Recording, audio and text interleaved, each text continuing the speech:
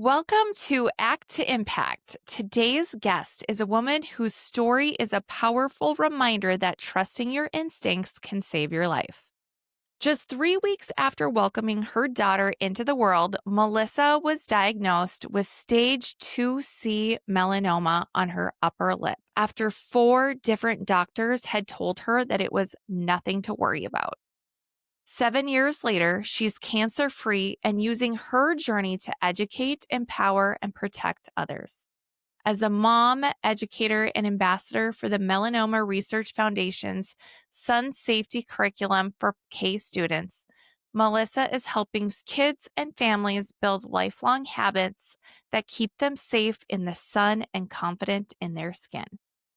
Melissa's story is a reminder of how one person can take action and make an impact. And today she's here to share her journey, the lessons she's learned, and how we can all do a little more to protect ourselves and others.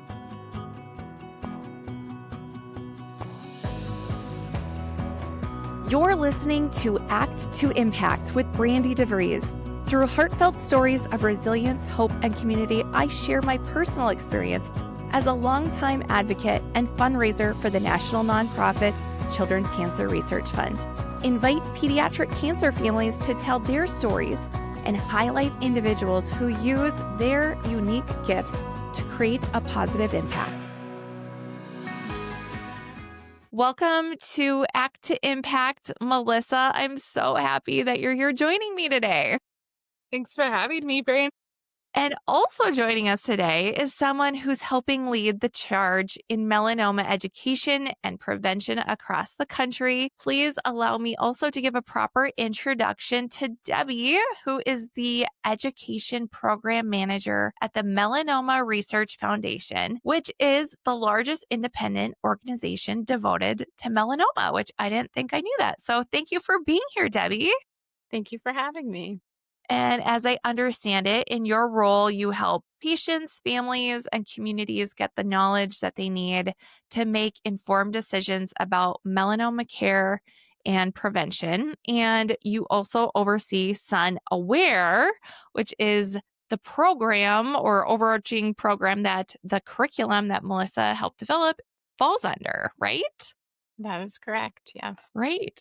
And it sounds like it is a fun and engaging curriculum for kids that teaches them how to build sun-safe habits for their whole life, not just now, which I think is really important and exciting. So I can't wait to hear more about it and how both you, Debbie, and Melissa are helping turn that awareness into action through education and prevention.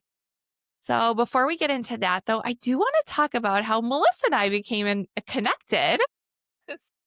And I do want to talk about that. But first, I'm curious how the two of you became connected. Well, do you want me to start, Melissa, or do you want to start? Well, we were looking for volunteers to help us with our sun safety curriculum. We wanted to make sure that the curriculum was appropriate for each grade level, but also accurate and fun and engaging. And so we did a big reach out for some volunteers to help us review the curriculum. And Melissa, this has been going on for months. Melissa has been with us for maybe almost a year now as part of this committee helping us to create this program. Melissa, do you want to kind of share your story about how you heard about it?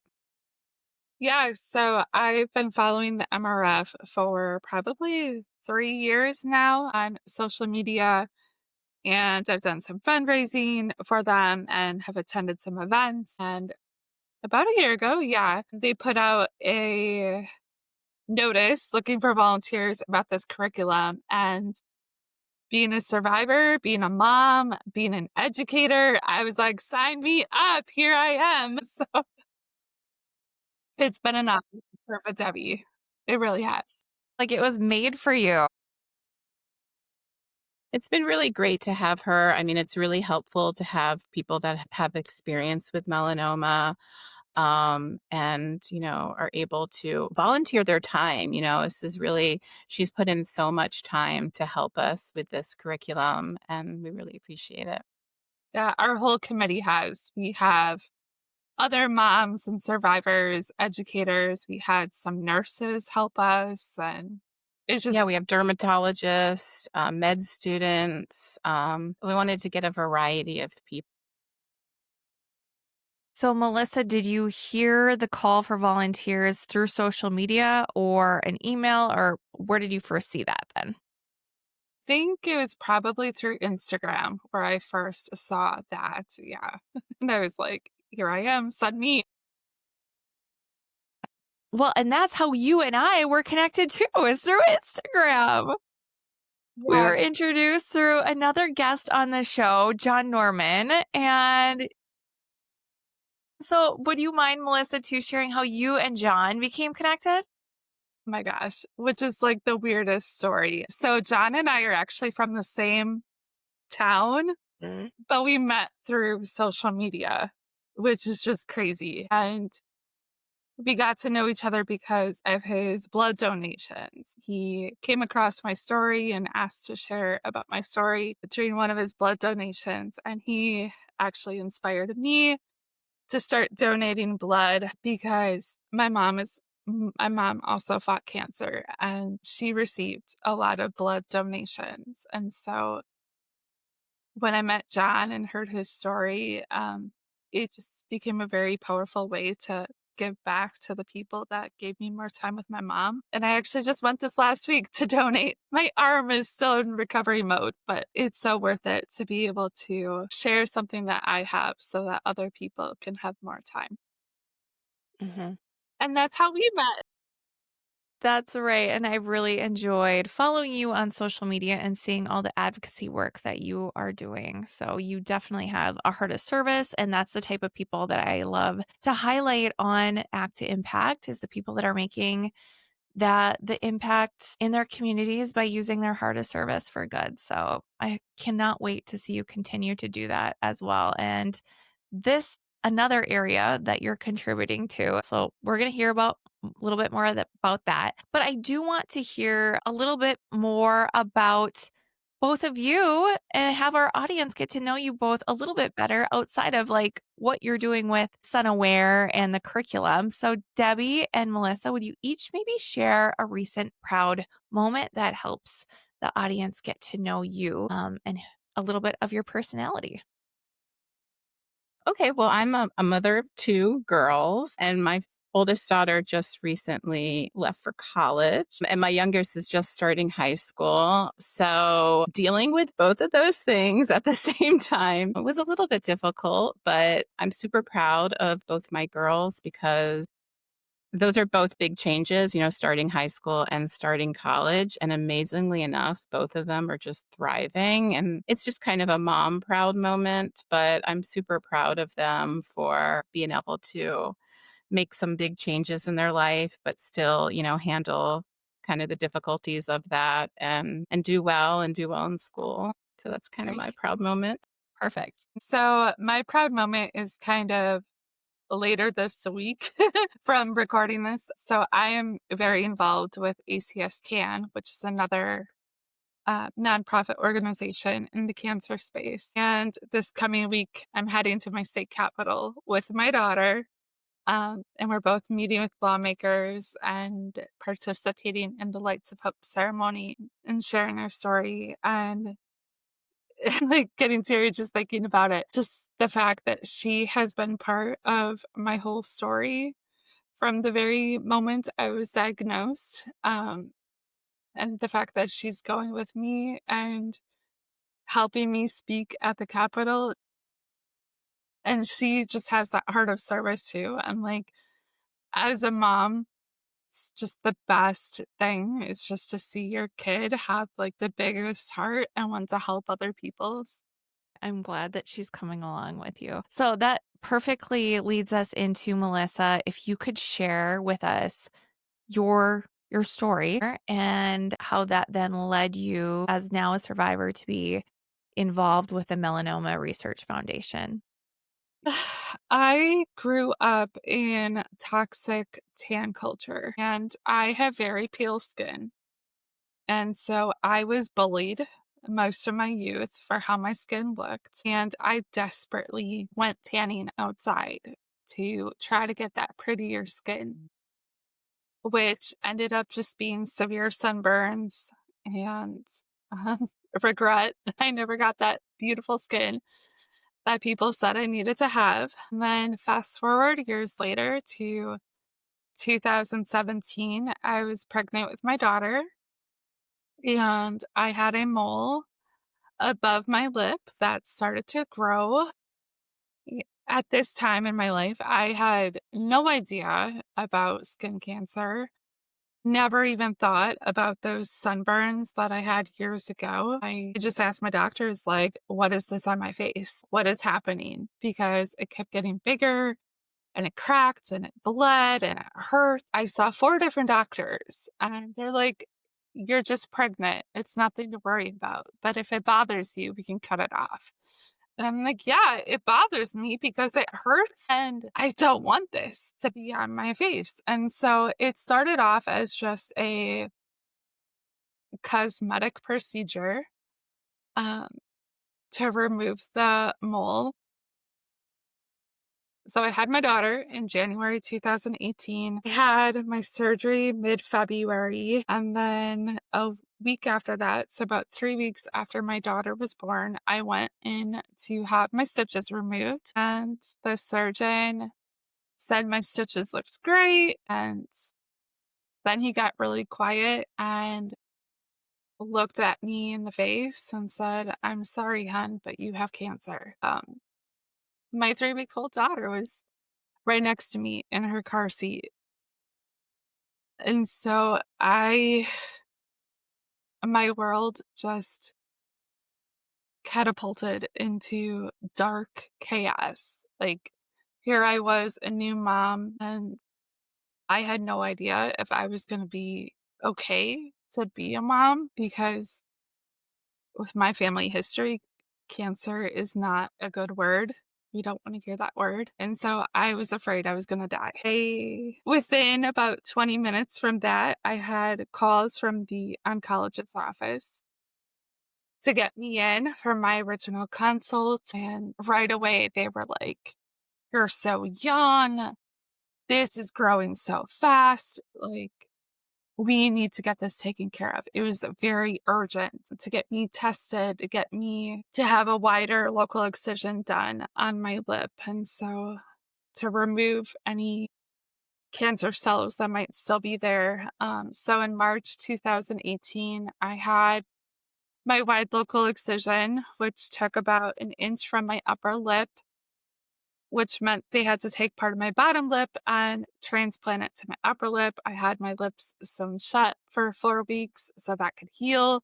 And then in May 2018, I started immunotherapy as a way to reduce my risk of recurrence and just kind of give my body the best chance at fighting off anything that was possibly lingering. And in April of 2019, I finished my treatment and I had my final surgery in July of 2019. And then for a couple of years, 2020, I think when we all were kind of like shut down and on the online world, that's where I started to just share my story as kind of like a journaling experience, just publicly. And that led me to meeting various amazing people who also went through what I went through. I met people from the MRF, and yeah, here we are today.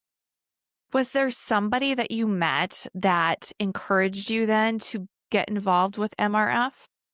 Yeah, I met, gosh, there's so many amazing people, but my friends, Katie, she kind of is the soul behind Stop Melanoma movement on Instagram. And she really helped me find my voice in the space. And my friend Jen from Minnesota was another one who really helped me know that my voice had power and helped me find ways to share my voice. And there have been others too, but those two definitely have been major inspirations. And Mhm. I love them so much.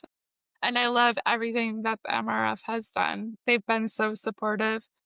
in this whole journey, and just getting to be part of this program with them has just been such an honor. What are some self care tips for prevention that can be done outside of just going to the derm for an annual skin exam once a year?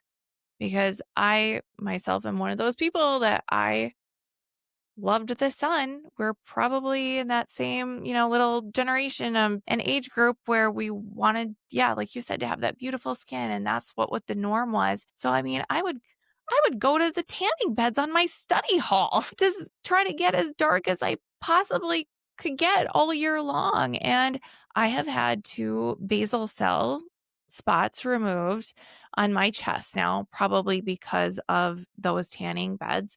And the recommendation for me is you should go and get an annual skin exam once a year. So, when it comes to your health, you are your best advocate and you know your body best. And so, a great practice to do is do a monthly self skin exam where when you hop out of the shower or while you're in the shower, you look over every part of your body to see if anything has changed. And in the melanoma space, we call it that you look for the A, B, C, D, E's of melanoma, which is you're looking for asymmetry, borders, colors, diameter, or evolution. So if you notice any of your spots experiencing any of those or anything that looks or feels off to you, you're going to be able to catch that way sooner than a derm at your one time of year exam. So doing those self exams and calling your derm as soon as you notice something, and which if you're established with a derm, like they're pretty good about if you call them or message them like, hey, I noticed this, like, can you take a look at this? They're pretty good about squeezing you in. Um, and like, even if something comes up and you can't get in to see them, at least having a primary look at it to help like rush the process because you don't just want to wait like, oh, my appointment's in December, like because melanoma can grow very rapidly um, and metastasize throughout the body. So once you notice something, you want to make sure you act on it. Besides that, just making sun safe habits, like your daily habits. So using a daily SPF, just like you brush your teeth.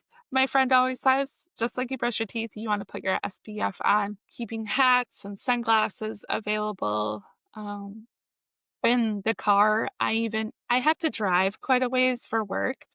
And so I often keep like a sleeve or a wrap to drape over my arm that's closest to the window while I'm driving, seeking shade and just avoiding like those peak hours of UV rays, which I know is hard because that's when a lot of things happen, like in the middle of the day. But that's really when we need to be careful with our skin and make sure that we're using SPF and protective accessories and seeking shade.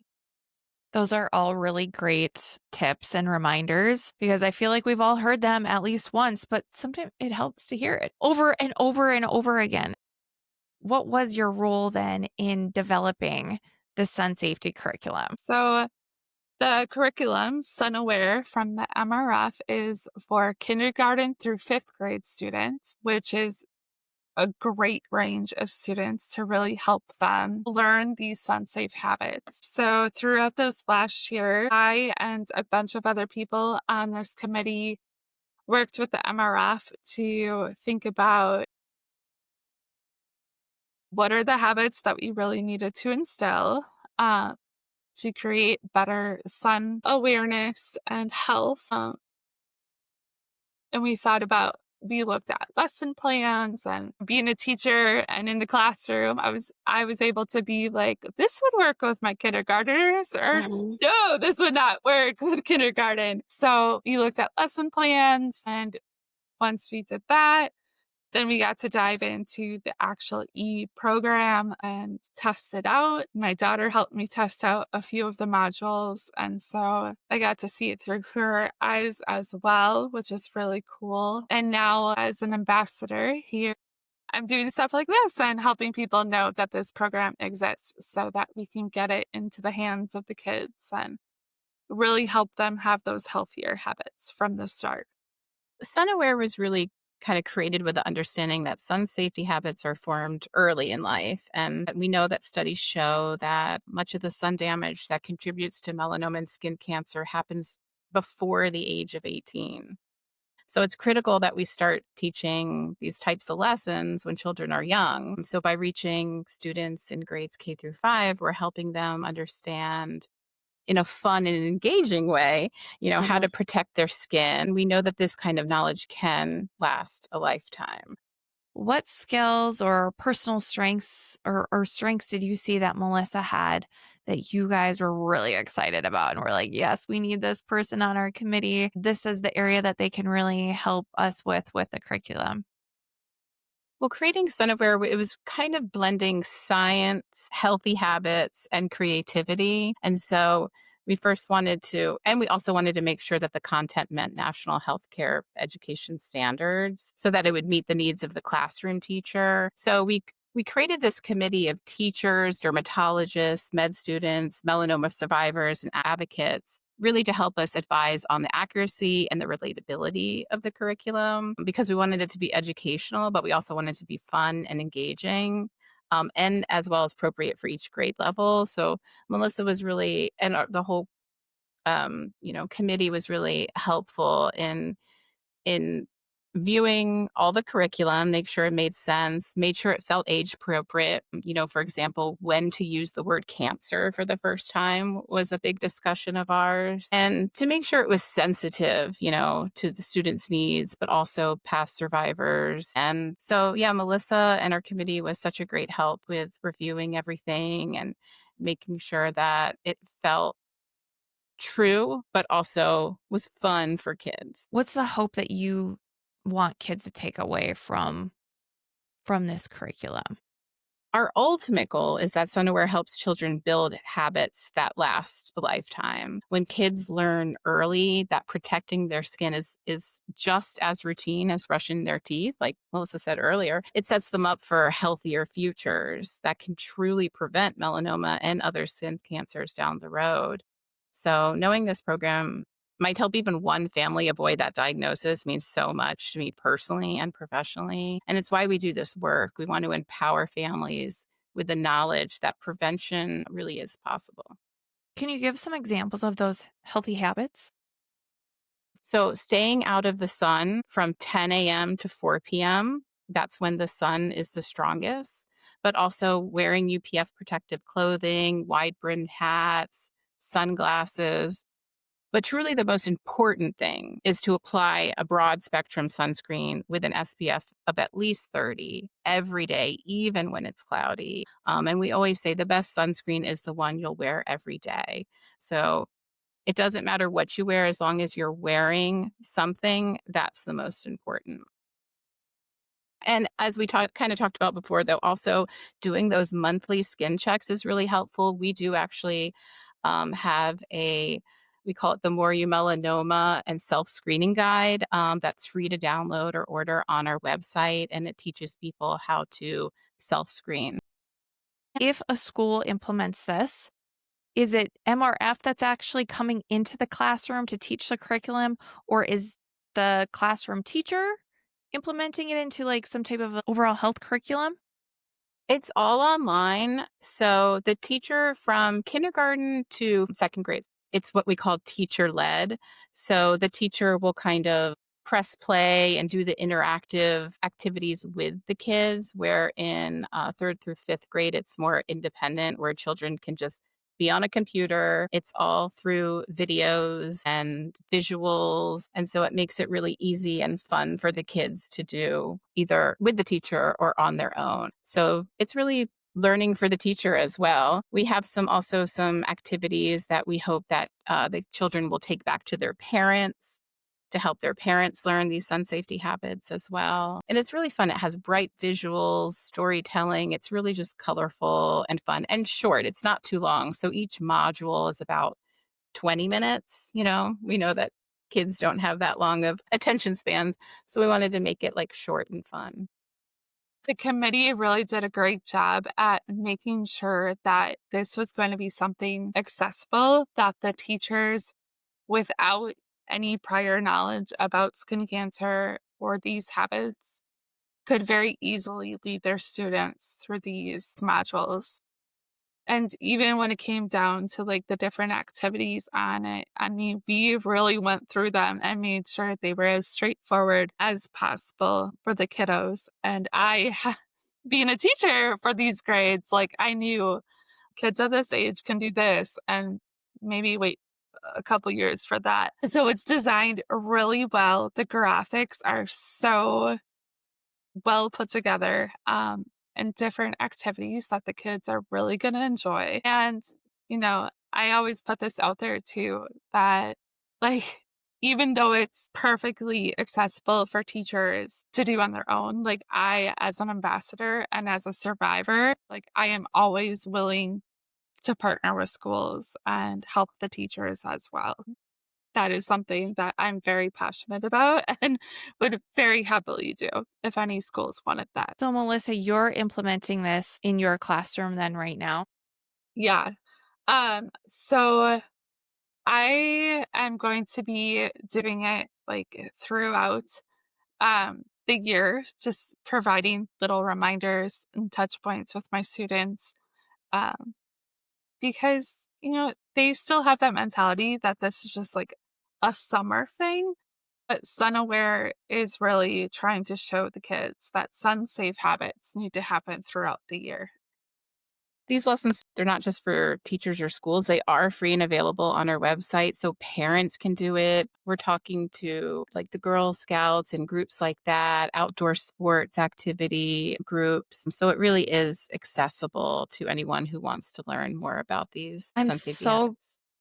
I'm so glad that you added that because I did want to know, like, how can parents support their children then to make sure that it's being put into practice at home? Because as we all know, we're all parents.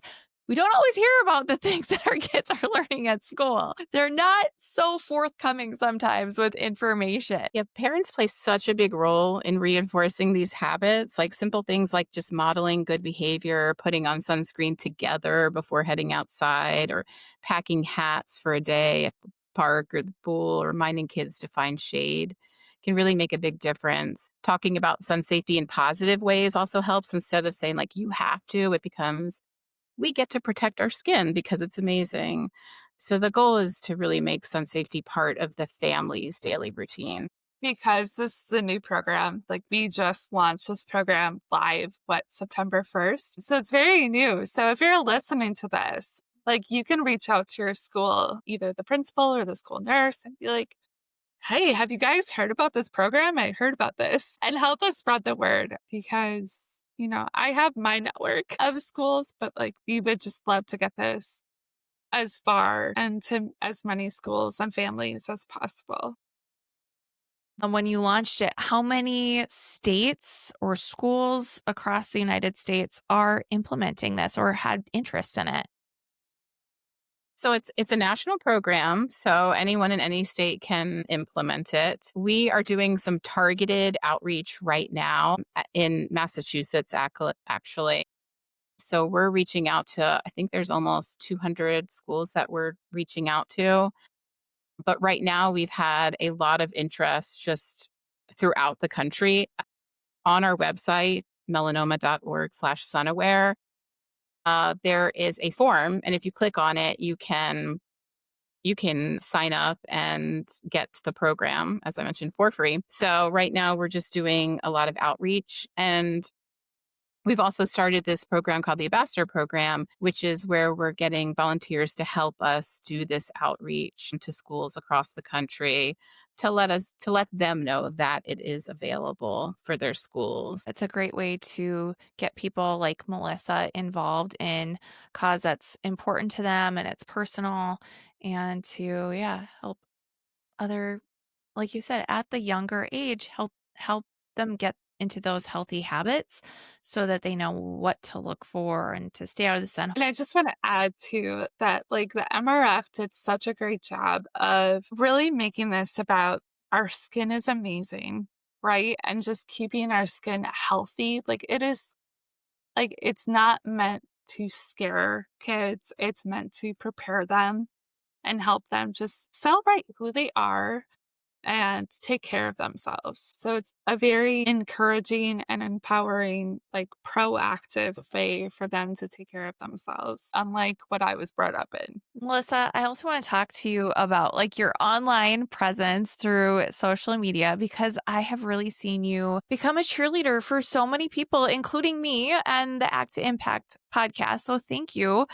But what is it that there's that like lights that fire within you to advocate for others and shine a light on other people's messages and the advocacy that they're trying to bring to the causes close to their heart? I was blessed to have a few people in the very beginning, my friends Katie and Jen and some others really helped me see that like my voice had power, my story mattered, and that I wasn't alone in this. And when I was going through the thick of my cancer and my treatment, like I didn't have social media at all. Like I didn't know this whole world existed.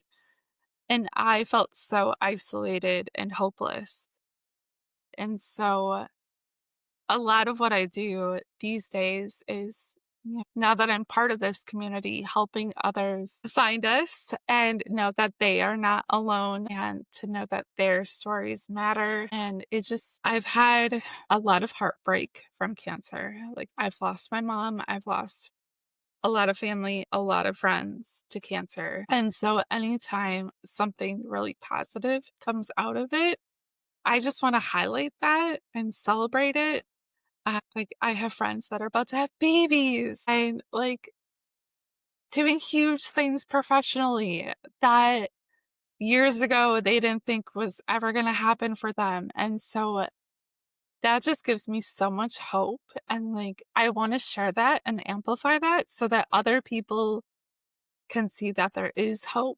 What advice would you have for somebody who wants to uplift and support people just like you have been doing while sharing their own stories as well? I would just say to like lean into your why and what really motivates you. What causes are the most important to you? Like, even doing small things, it might not seem like it matters in the moment, but it can create a beautiful ripple effect. So, like, you don't have to come into the advocacy space thinking, you need to change the world because none of us can do that. We're only human. But just doing something small within your own community, like sharing SunAware or connecting people to the MRF or whatever the case might be, whatever type of cancer your story is aligned with. And Debbie, do you have any advice for people listening who want to take action in their communities, whether it be with